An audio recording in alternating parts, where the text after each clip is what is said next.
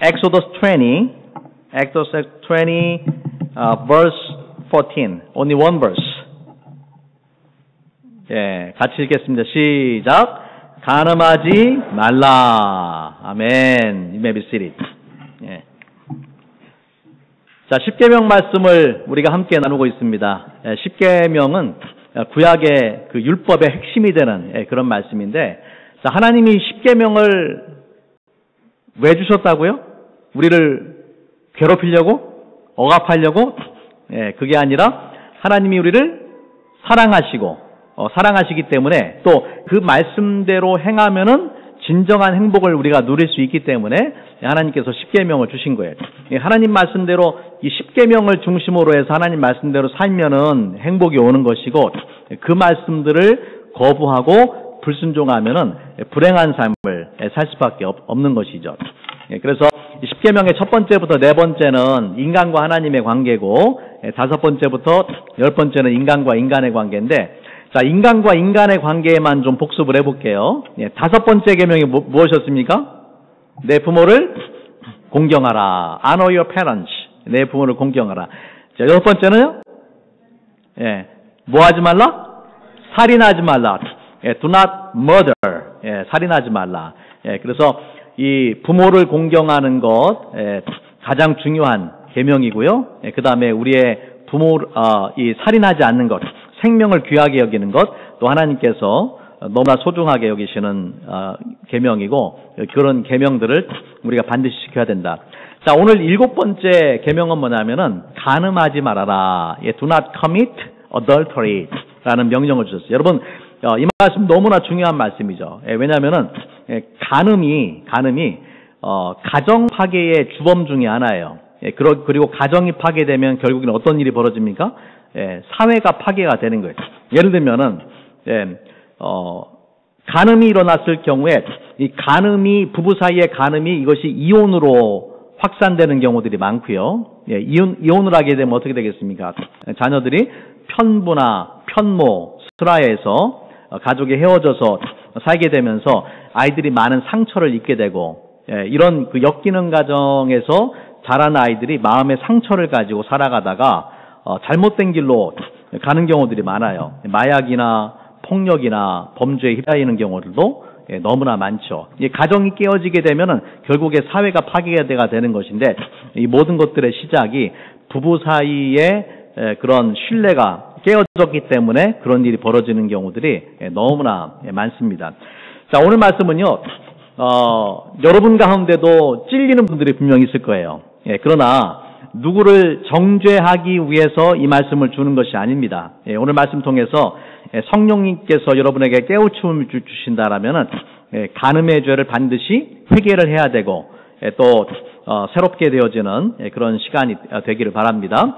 예, 물론 여러분은 이제 우리 성도님들 대부분 연세가 드신 분이기 때문에 뭐 앞으로 간음을 한다든지 그럴 일이 뭐 거의 없겠지만은, 또 여러분의 자녀들이, 여러분의 후손들이 하나님 말씀대로 살아갈 수 있도록 여러분이 잘 배우셔서 또 가르쳐 주셔야 되는 것이죠.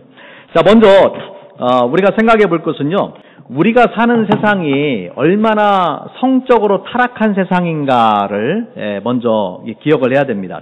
그리고 너무나 많은 사람들이 이 성적인 유혹 앞에 넘어지고 성적인 범죄를 저지르면서 살아가는 거예요.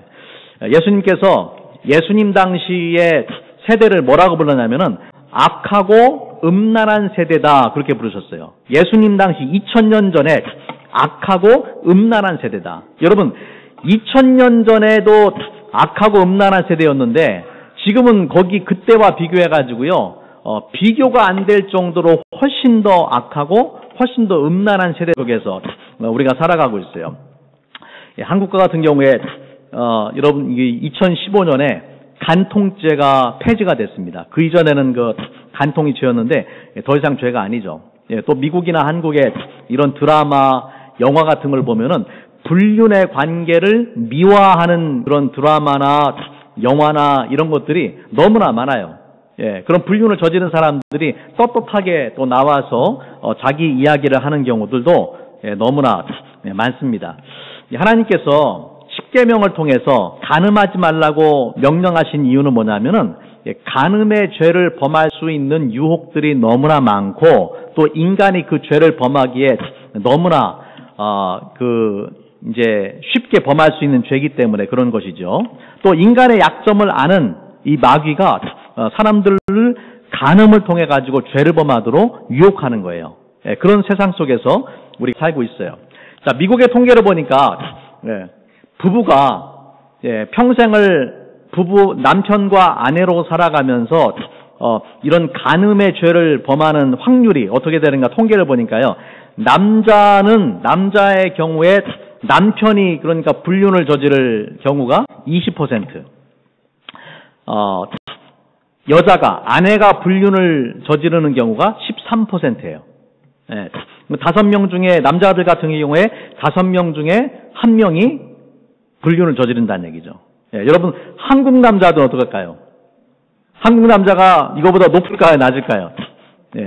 한국 남자들이 불륜을 저지를 확률은 49%입니다. 결혼하는 내내 한 번이라도 그런 불륜을 저지르는 통계가 49%예요. 얼마나 많아요. 우리 미국 남편들하고 결혼하신 분들은 축복된 분들이에요. 확률이 낮아요.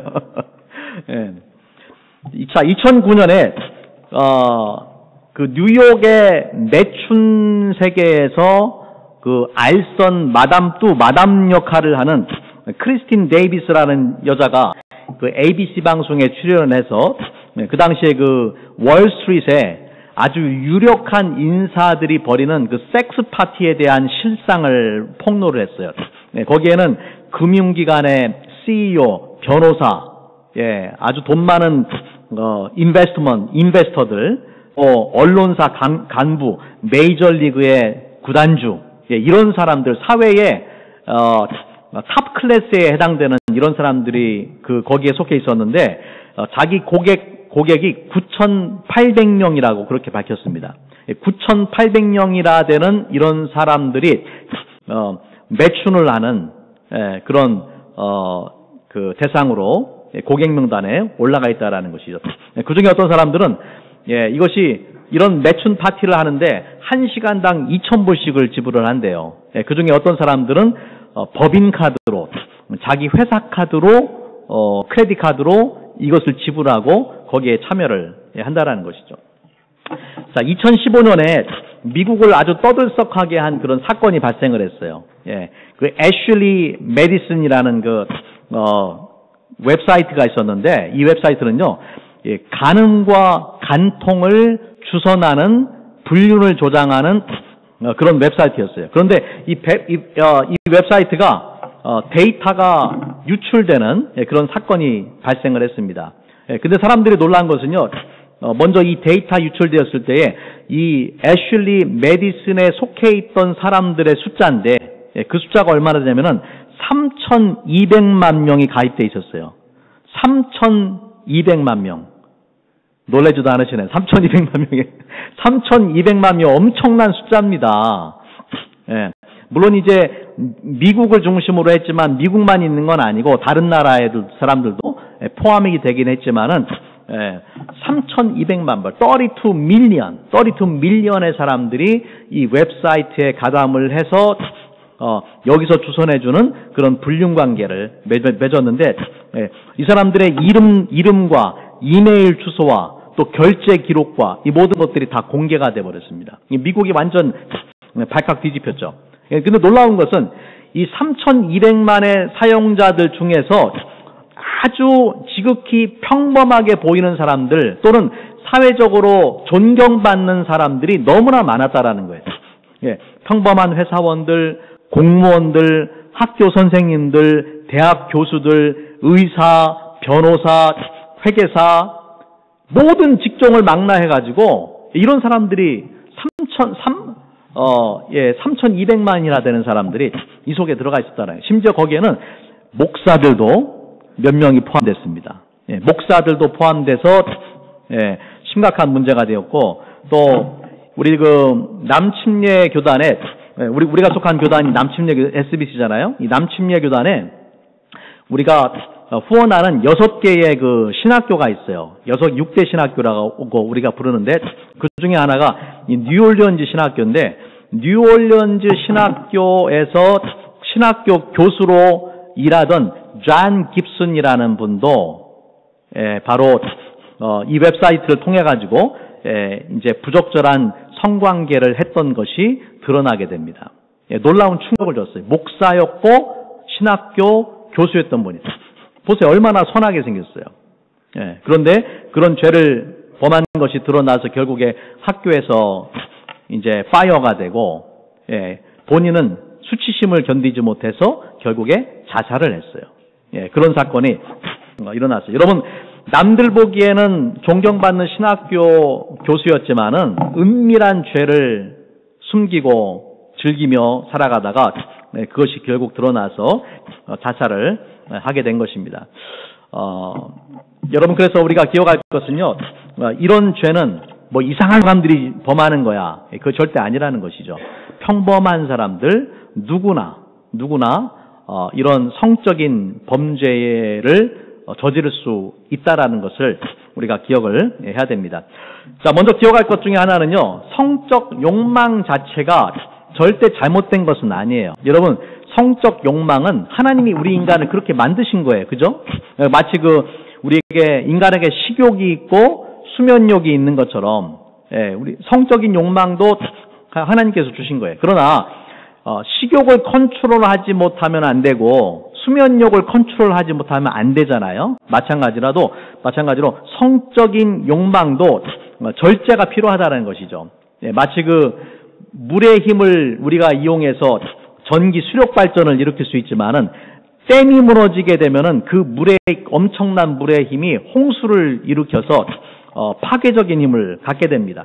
성적인 욕망도 마찬가지죠. 우리가 그 성적인 욕망을 하나님이 허용하신 한계 내에서 합법적으로 정당하게 충족시켜야지, 그렇지 않으면은 죄가 되고 또 심각한 그런 문제들을 만들게 되는 것입니다. 자, 그러면은 하나님이 허용하는 성적인 관계의 데피니션이 뭐냐? 우리 창세기 2장 24절, 우리 너무 잘 아는 말씀인데 우리 같이 한번 읽어보겠습니다. 시작. 이러므로 남자가 부모를 떠나 그 아내와 연합하여 둘이 한 몸을 이룰지로다. 자, 결혼이라는 게 뭐냐? 남자와 여자가 그 부모를 떠난다라는 거예요. 떠나서 남자와 여자가 연합해서 어떻게 됩니까? 한 몸을 이룬다. 한 몸을 이룬다. 부모를 떠나서 한 몸을 이룬다. 그래서 이 성관계라는 것은요, 결혼으로 맺어진 부부의 육적인 결합이라고 볼 수가 있어요. 그래서 우리가 결혼의 범위를 벗어나는 이러한 범위를 벗어나서 성적인 욕망을 해결하고 성관계를 갖는다라면은 그것은 죄라는 것이죠. 하나님께서 정하신 신성한 결혼이라는 제도 안에서만 성적인 관계가 해결될 수 있다라는 것입니다. 자, 하나님께서 인간에게 이런 이 성을 주신 이유가 뭐냐? 성경에 보면은 생육하고 번성하라, 땅에 충만하라, 그렇게 말씀했잖아요. 그러니까 그 성적인 관계를 통해서 결국에 자녀를 낳고 다음 세대를 이어가도록 그렇게 말씀하셨어요. 그런데 요즘은 문제가 결혼을 해도 아기를 낳지 않는단 말이에요.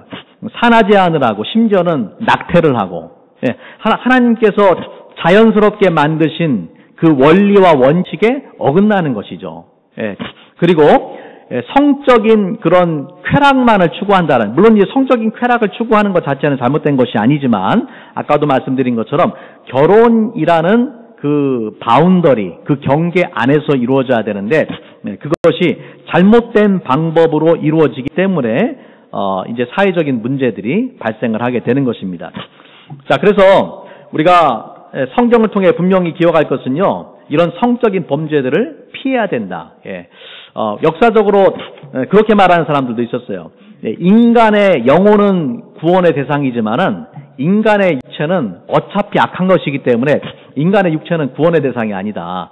그러니까 육체로 범하는 죄는 죄가 아니다라고 심지어 그렇게 주장하는 그 영지주의자와 같은 사람들이 그런 주장을 했는데, 성경 말씀은 그렇지가 않아요.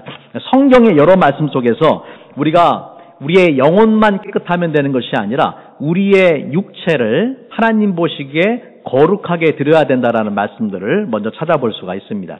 자, 대표적인 말씀 몇 군데만 보면은요. 자, 로마서 12장 1절과 2절 말씀. 예, 이렇게 말씀을 하죠. 그러므로 형제들아 내가 하나님의 모든 자비하심으로 너희를 권하노니 너희의 뭐를요? 몸을 하나님이 기뻐하시는 거룩한 산 제사로 드리라. 이는 너희의 드릴 영적 예배니라. 너희는 이 세대를 본받지 말고 너희 마음을 새롭게 함으로 변화를 받아 하나님의 선하시고 기뻐하시고 온전하신 뜻이 무엇인지 분별하도록 하라. 하나님의 뜻을 분별해서 세상 사람들이 사는 것처럼 살지 말고 너희의 몸을 하나님이 기뻐하시는 거룩한 산 제사로 드리라. 그렇게 말씀을 하는 거예요. 물론 여기서 몸이라는 것은 우리의 이 육체만 말하는 건 아니에요. 우리의 육체를 포함한 인간 존재 전체를 말하는 것입니다. 우리 인간 존재 전체를 하나님 앞에 구별되어서 드려야 된다. 자, 데살로니가전서 5장 23절 말씀에 보면 이렇게 말씀을 합니다. 우리 같이 한번 읽어볼까요? 시작. 평강의 하나님이 친히 너희로 온전히 거룩하게 하시고 또 너희 온 영과 혼과 몸이 우리 주 예수 그리스도 강림하실 때 흠없이 보존되기를 원하노라. 예, 하나님께서 우리를 거룩하게 하시는데 어떻게 흠없이 보존하기 원하시느냐? 영과 혼과 몸을, 영, 혼, 몸을 그 전부를 다 흠없게 보존하기를 원하신다라는 거예요. 그러니까 우리의 육신으로도 죄를 범하면은 안 된다라는 말씀이죠. 자, 고린도전서 6장 15절부터 20절 말씀인데 제가 읽어드릴 테니까 한번 잘 들어보세요. 자, 너희 몸이 그리스도의 지체인 줄 알지 못하느냐? 너희 몸이라고 했어요. 몸. 내가 그리스도의 지체를 가지고 창녀의 지체를 만들겠느냐? 결코 그럴 수 없느니라. 창녀와 합하는 자는 그와 한 몸인 줄을 알지 못하느냐? 일렀을 때 둘이 한 육체가 된다 하셨나니. 주와 합하는 자는 한 영이니라. 음행을 피하라. 사람이 범하는 죄마다 몸 밖에 있거니와 음행하는 자는 자기 몸의 죄를 범하느니라. 너희 몸은 너희가 하나님께로부터 받은 바 너희 가운데 계신 성령의 전인 줄을 알지 못하느냐. 너희는 너희 자신의 것이 아니라 값으로 산 것이 되었으니 그런즉 너희 몸으로 하나님께 영광을 돌리라. 계속해서 반복되는 말씀이 너희 몸이라는 말씀을 하죠. 음행을 피해라. 너희 몸은 하나님께로부터 받은 것이다. 너희 몸이 우리 가운데 누가 계신다고요? 성령이 계신다. 하나님의 성령의 전이다. 너희의 몸이 하나님의 성령의 전이다.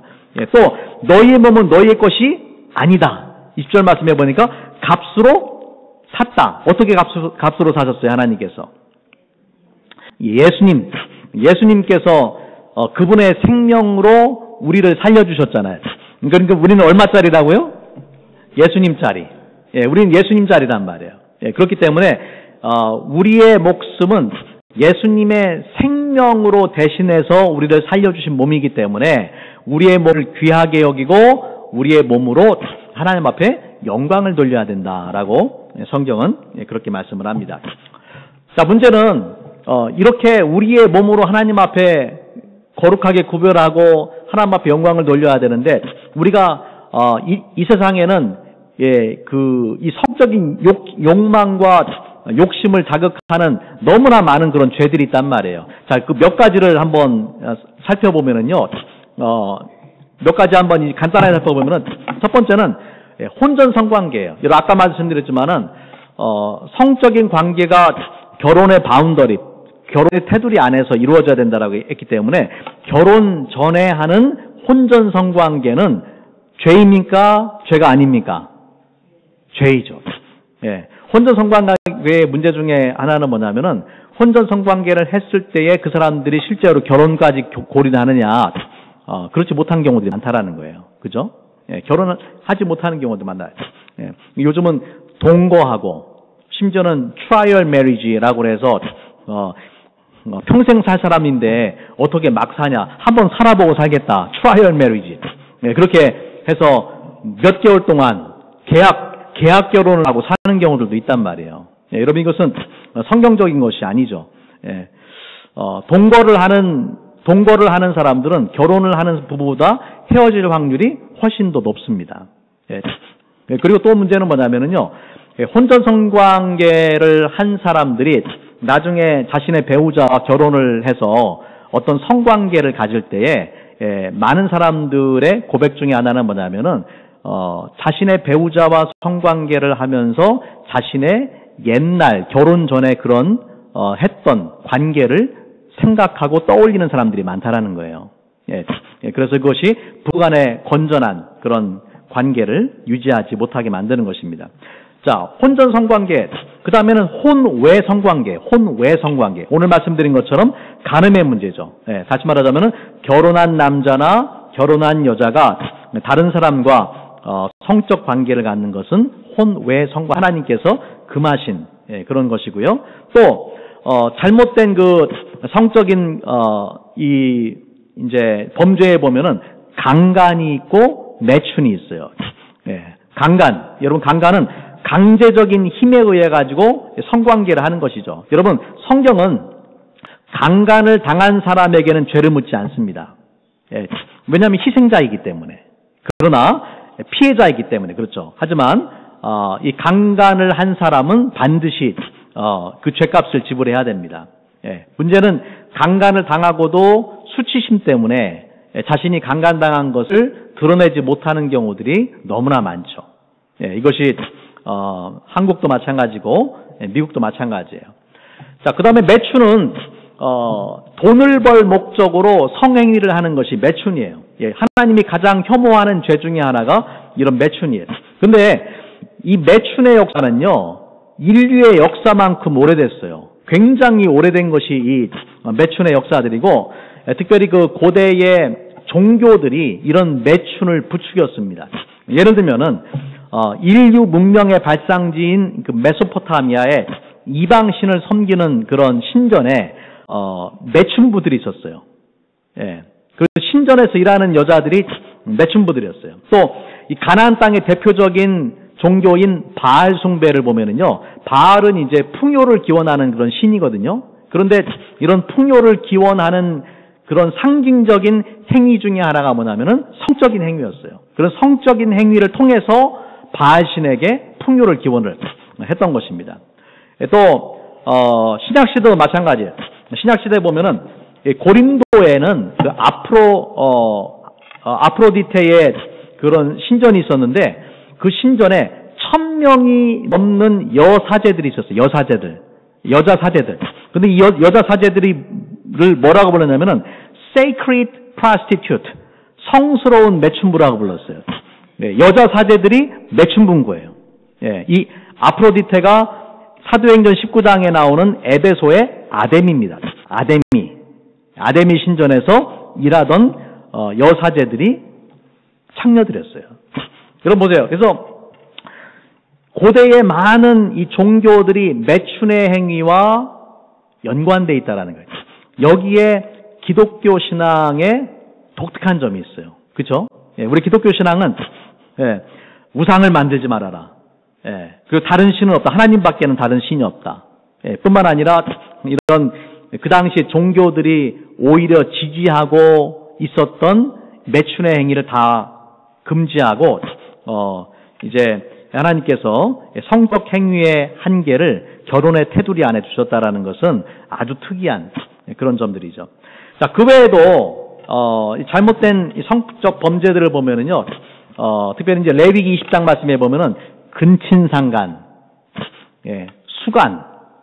수간이라는 건 동물과 성관계를 갖는 거, 또 동성애, 이런 문제들에 대해서 성경의 말씀을 합니다. 여러분, 이런 것들은요, 지금도 벌어지는 일들이에요. 그리고 실제로, 그 당시에, 가나안 땅에서 이런 일들이 벌어졌습니다.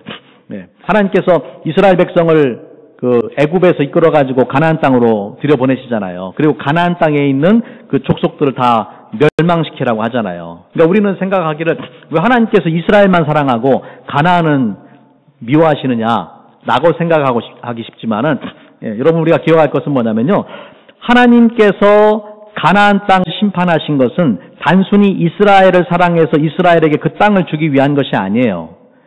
가나안 땅에 대한 심판이에요. 아브라함 때부터 그런 죄악이 있었지만은 하나님께서 400년이 넘도록 그 죄를 참고 인내하시고 기회를 주셨어요.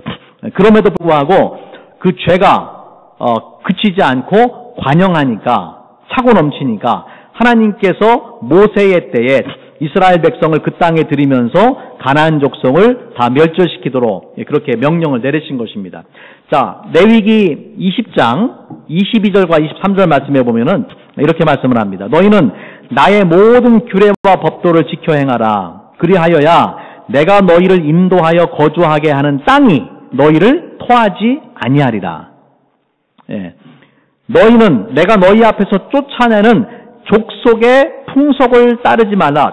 그들이 이 모든 일을 행함으로 내가 그들을 가증히 여기노라.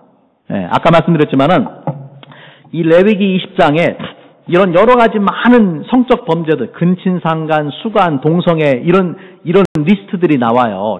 그런데 23절 말씀해 보니까 뭐라고 말씀했어요? 그들이 이 모든 일을 행함으로 내가 가증히 여기노라. 결국 그래서 하나님께서 도저히 용납할 수 없는 수준에 이르니까 그 땅을 심판하신 거예요.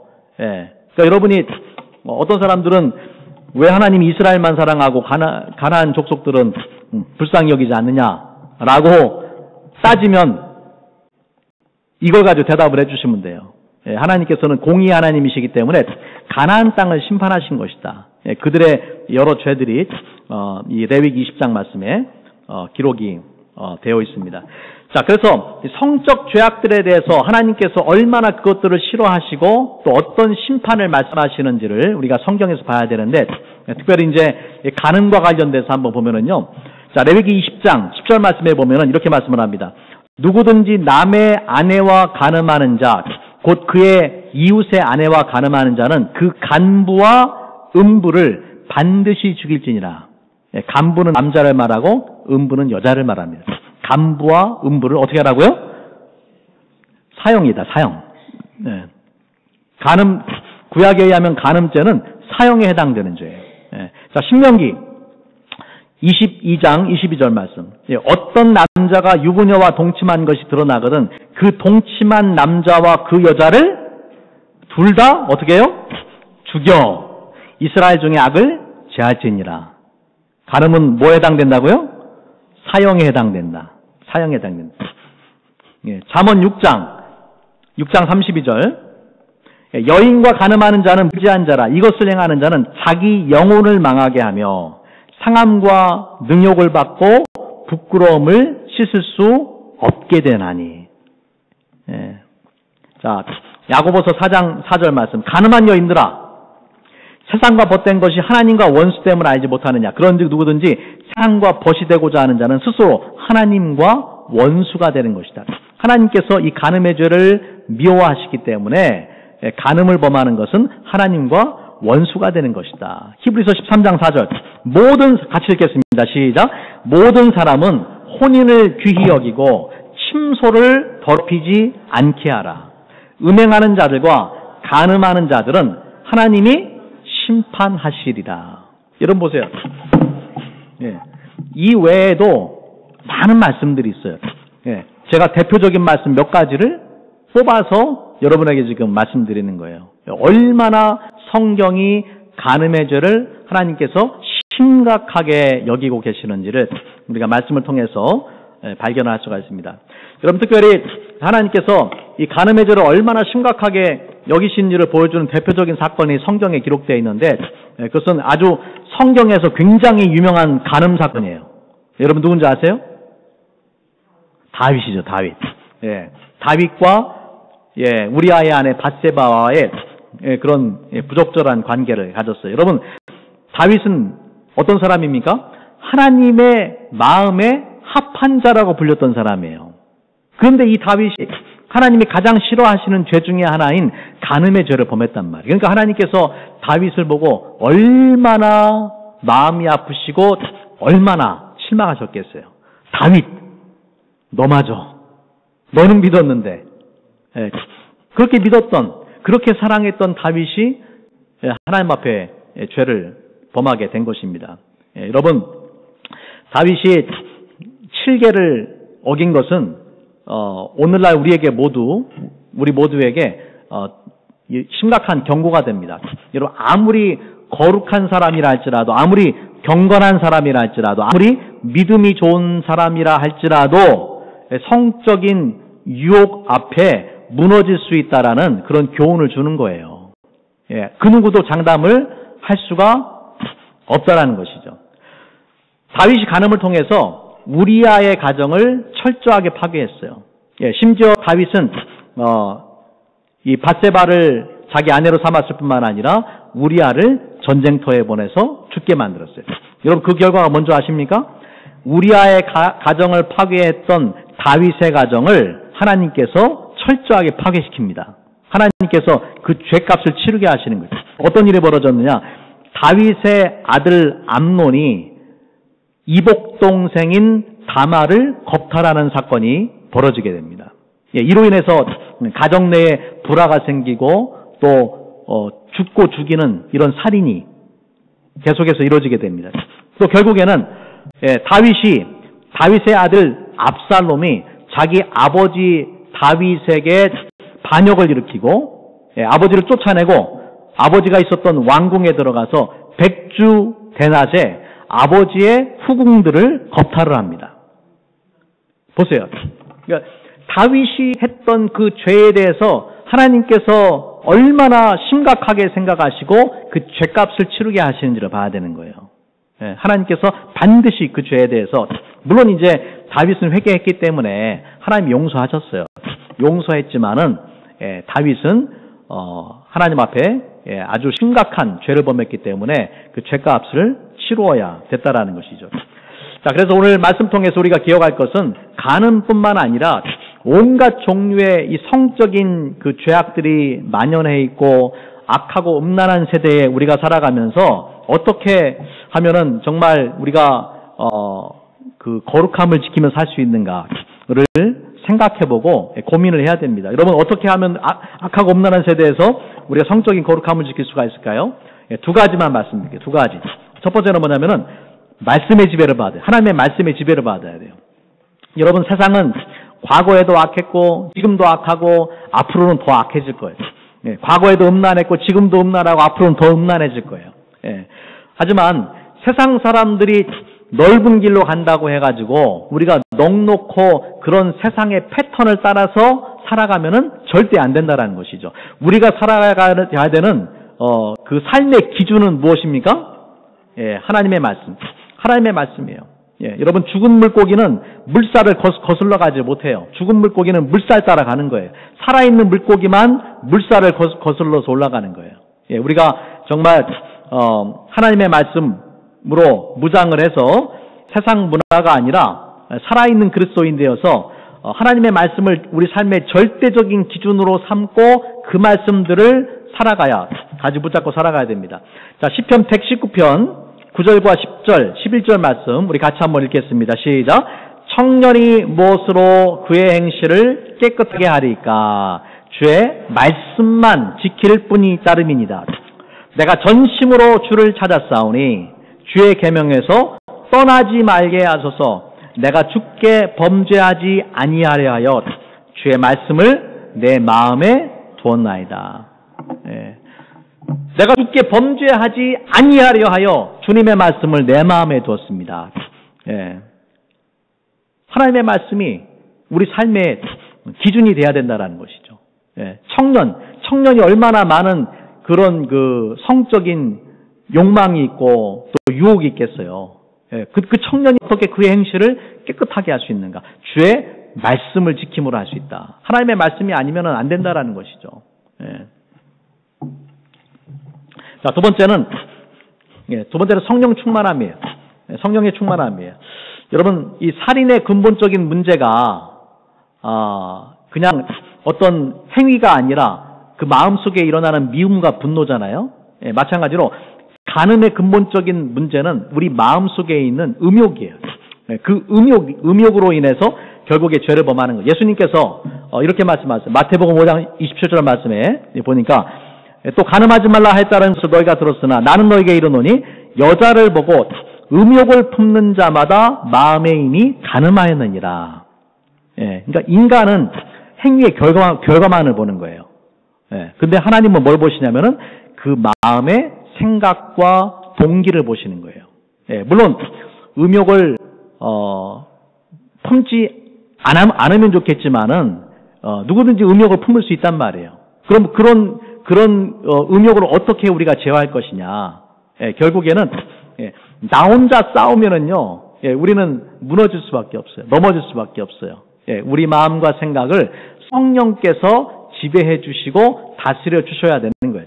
그래서 성령 충만하지 않으면은 여러분 아무리 신앙생활 열심히 해도 성령 충만하지 않으면은 우리가 이런 그 죄의 욕망과 또 유혹 앞에서 누구든지 다 넘어질 수가 있습니다.